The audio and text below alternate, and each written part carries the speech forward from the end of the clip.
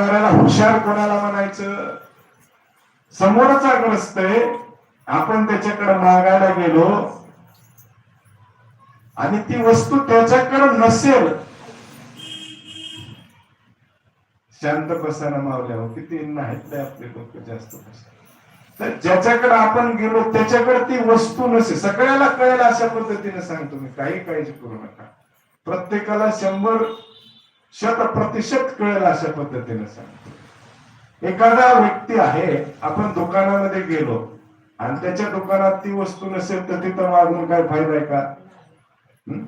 तसं ज्या महात्म्याकडे, ज्या संताकडे, ज्या देवाकडे आपण ती वस्तू मागायला जातो आणि ती त्याच्याकडे नसेल तर ते देतील का?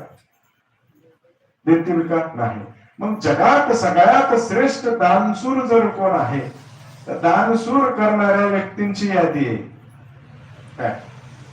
पण पहा, आपण सेपत प्रमाणाच्या नादी लागायचं नाही. कोणी काही म्हणतं असं, परंतु संतांनी साक्ष दिलेली पाहिजे किंवा संतांचं प्रमाण पाहिजे किंवा वेदांतात भगवद्गीतेमध्ये त्याच्या समर्थनार्थ श्लोक असला पाहिजे. बरोबर आहे. पहिला पुरावा कोणाचा? वेदाचा. दुसरा पुरावा कोणाचा? श्रुतीचा. आणि तिसरा पुरावा कोणाचा? संताचा.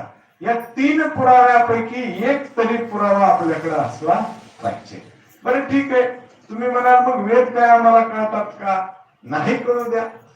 वेदाचा पुरावा तुम्हाला गरज नाही, पण श्रुती तर आहे आपल्याकडे. मग श्रुतीत बी नाही तर ह्या दोन्ही पेक्षा श्रेष्ठ असणारा पुरावा म्हणजे संताचा आहे.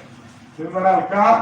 तर संत काय मग वेद आणि श्रुती याच्यापेक्षा श्रेष्ठ आहेत का? तर नक्कीच संत हे वेद आणि श्रुतीपेक्षा श्रेष्ठ आहेत. तुम्ही म्हणाल असा कुठला संप्रदाय तुमची त्याला मान्यता देतो? अहो, जे वेदांना कळत नाही ते तुकोबाराया छाती फूट करून सांगतात की वेदाचा तो अर्थ अमासीच ठावा आणि इराणी व्हावा. बरोबर आहे का? किंवा मग अनेक कुणी वर्णन केले, त्यांना काय कळलं? पुन्हा तसंच म्हटलंय, वेद जाणो गेला तो तेथे माऊलींचा पुराण हरिपाठी स्थिरावला. 2 संतांचे पुरावे, ज्ञानोबारायांचा पुरावा आहे आणि जगद्गुरु तुकोबारायाचा पुरावा आहे काय. आणि मग याच आपल्या संत परंपरेमध्ये अभंग आहे की सगळ्यांनी जर शूर या जगामध्ये दान देणारा दानवीर जर कुठला असेल तर तो पांडुरंग परमात्मा आहे. म्हणून प्रमाण आहे, विटेवरी ज्याची पाऊले समान आणि तोची एक. आपण म्हणतो की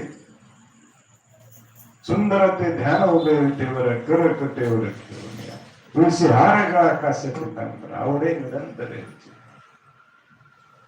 म्हणजे देणारा भगवान परमात्मा आहे. आणि जी ही परंपरा ज्या रामानंद परंपरेची जी आहे ते सगळ्या म्हणतात की रामाशिवाय दान करणारा जगामध्ये कुणी नाही. त्याच्यातलाच प्रसंग सांगतो.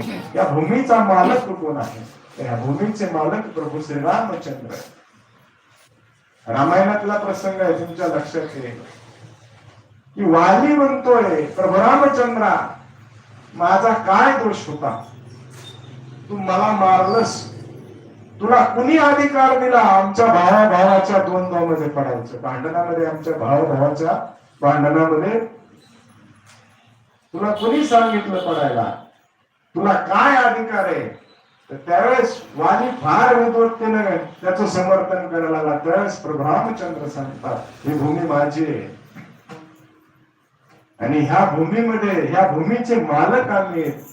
इथं जर कुणी अरीतीने वागत असेल तर त्याला दंड करण्याचा अधिकार आम्हाला. म्हणून मागण्यामध्ये प्रकार आहेत. मी तुम्हाला सांगितलं, काही भौतिक मागतात आणि काही अभौतिक मागतात. भौतिक मागतात म्हणजे प्रपंचामध्ये ज्या गोष्टी उघड्या डोळ्याने दिसतात त्याला म्हणायचं भौतिक मागणं. आणि ज्या वस्तू उघड्या डोळ्याने दिसत नाहीत त्याला म्हणायचं अभौतिक मागणं. काय? काही भौतिक मागतात, मला गाडी दे, मला बंगला दे, मला पुत्र दे, मला संतती दे. पुत्रम पुत्रम संतती, संपत्ती. संतती मागतात, संपत्ती मागतात. कुणी पद मागतं, कुणी प्रतिष्ठा मागतं, कुणी ऐश्वर्य मागतं. काय? पण आमचे संत तशा प्रकारे मागत नाही. न लगे म्हणजे संपत्ती